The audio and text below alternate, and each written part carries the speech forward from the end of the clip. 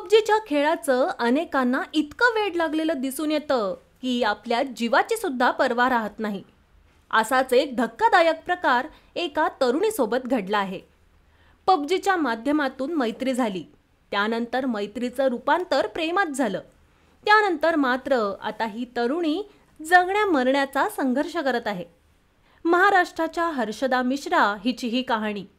2022 मध्ये पबजी खेळताना तिची मुरादाबाद येथील मोहम्मद फुजैल याच्याशी मैत्री झाली.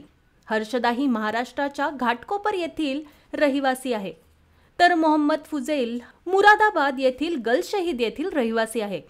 पबजी खेळताना ते दोन्ही एकमेकांच्या संपर्कात आले. त्यांच्यातील मैत्रीचं रूपांतर प्रेमात झालं.